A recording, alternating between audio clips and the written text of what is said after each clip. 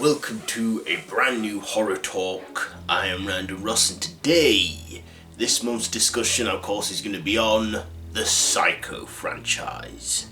So, I've done a horror talk on the Psycho series before, but that one, it was like an audio video, and I just, talked. Well, let's just say I feel like I need to redo it. So, he's like the reboot of it. So yeah, the Psycho franchise. So of course we all know this franchise. Also, this month the series is, the first film is at least turning 60 years old. 60, and and Psycho 4 is like 30 years old now. So I thought, what better time to revisit this series than now? So yeah, of course, So in 1959, a book called Psycho was published by was written by Robert Bloch and Alfred Hitchcock, who is known as the master of suspense, decided to adapt this book into a film. And 1 year later, in 1960, he did so, and the film Psycho was made.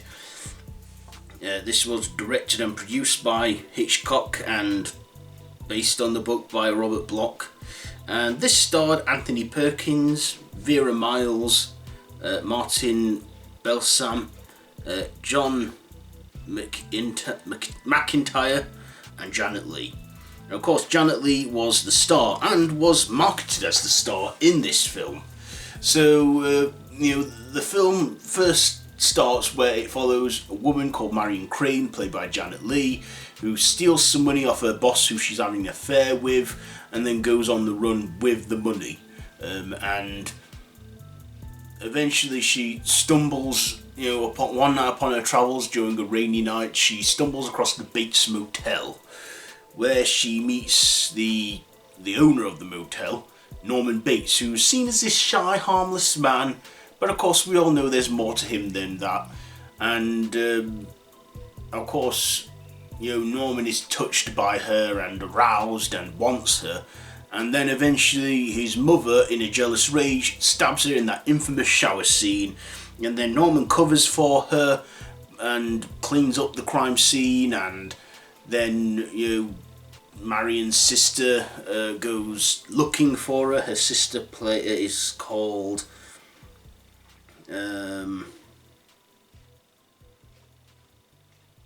her sister is called Leela Crane, played by Vera Miles, and she goes with Sam Loomis, played by John Gavin, to look for her, and they get a private investigator to investigate, but then he goes missing because Norman's mother kills him. And then anyway, they eventually go to the Bates Motel, find out that Marion was last seen there, and then they discover that Norma Bates, Norman's mother, is been dead 10 years, and Norman is his mother, in a big twist of events. Now, at the time, this was all a big twist, and this film was considered very controversial. It was, because halfway into the film, they kill the main character off, and then the film takes a completely different route in there. Now, this is a psychological thriller, but got marketed as horror because of the whole horror hype that was given from this. 1960, nothing like this had ever been done before, so it pretty much made film history. And of course, if you've not heard of this film or seen it, where have you been living? So yeah, Hitchcock pretty much terrified audiences with this, and actually, stopped people from entering it after the screen was full or something. Either way, he was very,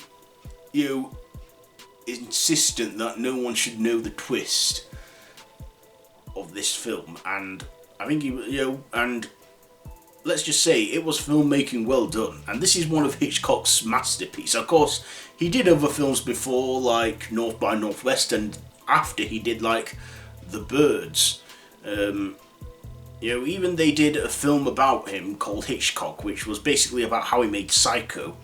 This film, though, this also made film history by being the first movie to use a functioning toilet when Marion flushes some paper down the toilet. And also that infamous shower scene. She had to do that so many times that Hitchcock even taunted her, and eventually, after all that, Janet Leigh was so traumatised by showers she couldn't have one for the rest of her life, and she had to have baths. And also in the film Psycho, when they made that blood in the bath, that was actually chocolate syrup. For some reason in black and white films, chocolate syrup did it back then for blood effects. Also the sound effects they use for the stabbing, when they use like watermelons and fruit. And of course we can't forget that score, that that music. Of course, this film could have been done in colour. Hitchcock had the budget to make it in colour, but no, he chose to do it black and white for artistic reasons, and it does work. It does work in black and white, I gotta say. But of course, we can't forget that infamous ending where Norman's staring right at the camera with his mother's voices in his head saying, "Why, she wouldn't hurt a fly." That to me is the most unsettling part of the movie ever, where Norman is alone with his thoughts, and it's as if he's breaking the fourth wall, like he's looking directly at us. And I watched this with my sister, and she said, that's the scariest part of the film, which I agree with her is, because the rest of the film I'm pretty much desensitized and immune, but that final act, spot on. So anyway, after the first Psycho film, we were without a sequel. It was a standalone movie for 23 years, and just 23 years. We had no sequel at all. But then in 1982, a book called Psycho 2 by Robert Bloch, which was the sequel to his 1959 book, Psycho 2 came out. And yes, Psycho 2 was a book before it got adapted into a film. Robert Bloch, wrote another book, called Psycho 2, which was a sequel to his 1959 book. And then he had it, 1 year later adapted into a film called Psycho 2 in 1983. It had the return of Anthony Perkins and Vera Miles from the first film. We also had of new recruits in there, Meg Tilly and Robert Loggia. That's it, Robert Loggia. And this was written by Tom Holland. No, not Spider-Man Tom Holland. I'm on about the filmmaker Tom Holland who did the Child's Play movies and the Fright Night films. No, I'm on he wrote this one. He actually adapted it and wrote it into a film, loosely basing it on the book. I mean, it says here on the wiki page, characters created by Robert Bloch. This was directed by Richard Franklin, who has done quite his fair share of films, and in this it follows Norman 22 years later, where he's deemed cured and sane and is released out of the mental institution and tries to resume life, and he's doing well so far. But of course, Marion's sister Lilith, she played by Vera Miles, feels that Norman should still be locked away. So we then think in the movie that Norman is going through his old tricks again, but then in a big twist of events it turns out it's Lilith and her daughter,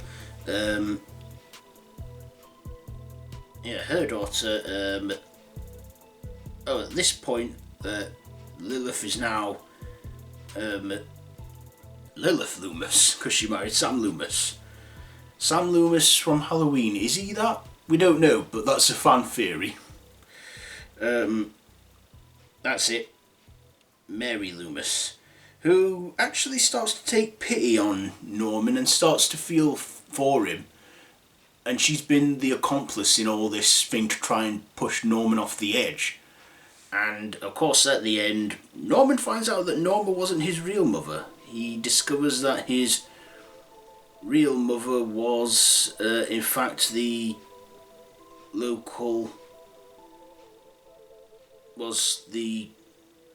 waitress, Emma Spool, played by Claudia Breyer, was his mother. And just like that, Norman just snapped and killed her and went back to his old ways. So the end of Psycho 2, he's pretty much back to step one again. And in this, I do feel for Norman. I sort of take his side on stuff, and he does feel more like the victim than the whole villain in this film. I do feel for him, and he does try to live normally, and it's like society won't let him, but he pays his debt to it. And because we find that he was abused and tormented by his mother as a kid. Anyway, in 1986, 3 years later, we got a third film, Psycho 3. And this one was, this was directed by Anthony Perkins. Psycho 3. Now, there was a third book by Robert Bloch called Psycho House that came out in 1990, so absolutely nothing to do with this film, because Psycho 3 came out long before the book Psycho House. 1986, Psycho 3, which was the directorial debut of Anthony Perkins. So he directed and starred in it alongside Diane Scarwitt, Jeff Farley and Roberta Maxwell. And this was written by Charles Edward Pogue. I'm pronouncing that right. So Norman is just seen as a sane man, and works at the motel. He meets another woman in it who runs away from a nunnery, and her name's Maureen Coyle, and Norman actually starts to feel something. He starts to feel that he used to feel back in the day when he was young and taunted by his mother, and actually goes to kill her as well at one point, but discovers she's trying to kill herself and saves her. Of course, there's this other guy in it called Duncan Duke or something, a person who he employs because he needs a job to try and pay for his bike repairs, and he eventually taunts Norman and manipulates him, and he goes off the deep end again. And in this film, at the end, just when you think Norman's found happiness with Maureen, he accidentally kills her and she dies. Because he's having visions of his mother, which is sad. And like I say, in these sequels, I feel for Norman. Like in this, he's like a psycho, but deep down, he wants to be good. And I don't think of him as the villain at all. Probably, I don't think of him as the villain in the first film. Anyway, about 4 years had passed by, and we got a fourth movie called Psycho 4, The Beginning. Now, this was a direct-to-video film or a made-for-TV movie.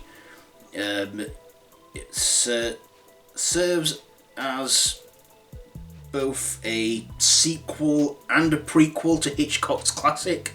It's the third film in the series. Well, no, it serves as the third sequel and a prequel, it says on the wiki page, to Psycho.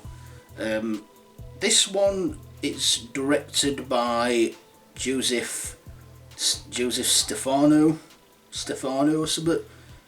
and written by Mick Gatiss. No, directed by Mick Gatiss, written by Joseph Stefano, and stars Anthony Perkins, Henry Thomas, Olivia Husson, and CCH Powder. And in this one, Norman is, again, he's deemed sane and is actually married, and it's his birthday, and he makes a phone call to a agony aunt line and shares his experiences with her. Goes under a name Ed, which I think is a reference to Ed Gein, because, Psycho, Norman Bates was inspired by Ed Gein, and Ed Gein went on to inspire other crazed killers in the horror genre, including Leatherface and Buffalo Bill. But the whole relationship with his mother, is based on Ed Gein, or inspired by Ed Gein. So Norman talks to this agony aunt called Fran, and Norman, and he's basically telling her that he's considering murdering his wife because he discovers that his wife is pregnant and doesn't know if he wants to go through with this, and doesn't want his genes or legacy living on. But of course his wife, Connie, she talks him round. Connie, played by Donna Mitchell, she talks him round and actually convinces him that he can be a good man, that he can be a good father. And in this he destroys, the house once and for all, burns it to the ground. But of course in the film, when he's telling this agony aunt about his problems, he shares his past. And in this we actually see, Norman's past. We go back to when he was a teenager in the 10 years before the events of the first film, where we see Norman share his past. And in this, the young Norman Bates is played by Henry Thomas, and we have Olivia Hussey, however you pronounce her name, as Norman's mother. And we find out that she's not really an old woman, she's a middle-aged, youngish like woman, and even though he killed her, she's still aged in his mind, which is why he eventually dressed like an old woman. And we also see that Norma was abusive to him, that she always, just bullied him, and when she got this boyfriend, a lover, he was just, a nasty man, and they both abused Norman together. And that's where Norman snapped and actually poisoned them both and killed them, which is explained in the final act of the first Psycho film. And in this, Norman destroys his past once and for all, and I feel for him, I feel happy for him. Like, the character finally gets some closure, and he can be a good man, and is finally free from it. And this came out 30 years ago in 1990. Now, eventually there were plans for a fifth Psycho film called Psycho 5: The End. But Anthony Perkins was sick with HIV, or was he AIDS at that time, and he passed away in 1992. And the plans for a fifth Psycho just didn't happen. But in 1998, 8 years after the original franchise ended, we got a remake. In 1998, this Psycho remake was, hang on, let me just find it.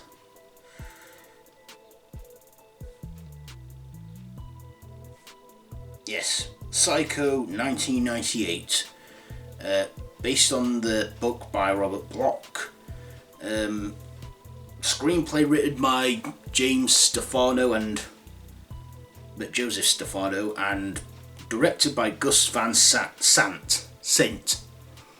And this starred an all-star cast: Vince Vaughn, Julianne Moore, Viggo Mortensen, and William H. Macy, and Anne Hughes, and this came out in the December of 1998, and basically this is a shot-for-shot remake. Every single thing in this film, if you've seen the original Psycho, you know everything that's going to happen in this one. It's all shot for shot. It's just a different look. You know, the location and the scenery's changed, the cast is changed, it's in colour, but yeah, it's all shot for shot. The only difference they do make is when Norman's looking in the hole in the wall at Marion getting undressed. Early in that, he's not just looking at her, he's actually masturbating, and that's the only difference they make. Everything else is just pretty much the same, from the scripts to the scenes, but the director Gus Van Sant actually did this intentionally. He did it as an experiment. And did the experiment fail?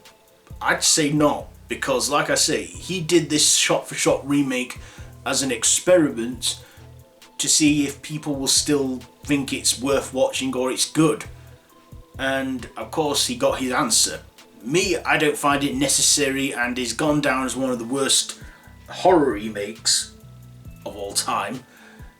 Vince Vaughn as Norman Bates, it was probably the time where Vince was trying to be a serious actor, but couldn't be taken seriously, so he just went to becoming a comedic actor, which works for him. But yeah, 1998 Psycho. If you've seen the 1960 original, you know how it's going to play out.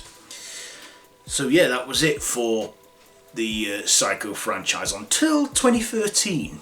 2013 we got a series called Bates Motel, which followed Norman Bates. Now this was a reimagining of the Psycho franchise. It was a prequel and a reboot at the same time. It was set in the modern day, and it followed Norman and his relationship with his mother Norma. Norma being played by the lovely Vera Farmiga, and Freddie Highmore playing Norman.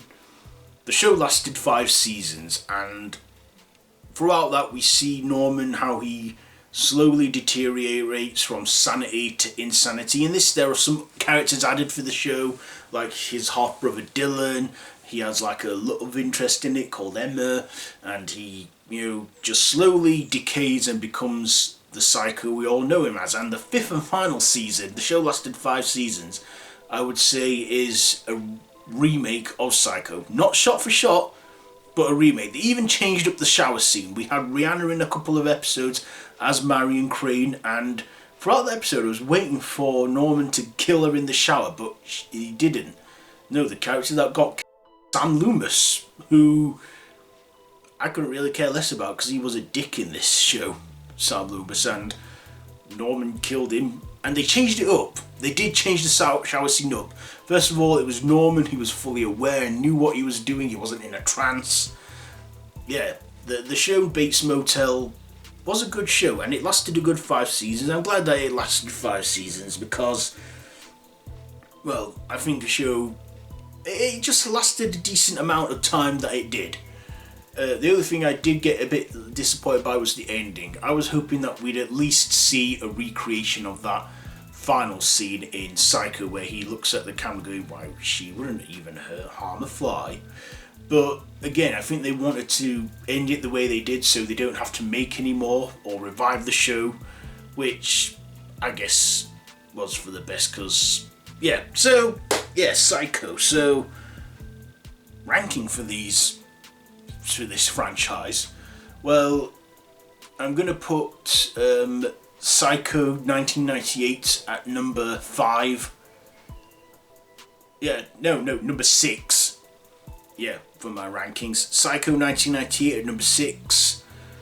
Number 5, I will go with Bates Motel. Number 3, Psycho 3. No, hang on. Number 3, Psycho 4. No, hang on, number 4. Oh, hang on. Let's go through this again. So at number 6, I put 1998 Psycho. At number 5, Bates Motel. Number 4, Psycho 4, The Beginning. Number 3, Psycho 3.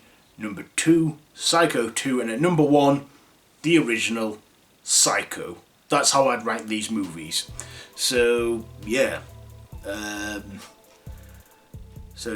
Psycho at 60. Psycho, the 1960 film, came out in 1960, but yeah, Psycho came out on, where is it, the date? Yeah, Psycho was released in the DeMille Theatre on June 16th, 1960, but was released in the United States on September 8th, 1960. Either way, I consider June the anniversary month for this franchise, so happy 60th to Psycho. So, yeah, I'd say that is pretty much it for this horror talk. So yeah, in this, so that's it for the Psycho franchise. So have you seen any of these movies or the show? Let me know down in the comments below. If you like this video, what's your favourite one as well? If you like this video, be sure to give it a big thumbs up, share with your friends, subscribe to my channel if you haven't already, and to hit that notification bell if you're new here, and no pressure, but yeah. And all my social media links are down below. I have a Facebook group, I have a Twitter and Instagram, so you can follow me when I'm not on YouTube or whatever. So yeah, hope everyone's staying safe out there, and until next time, don't have nightmares.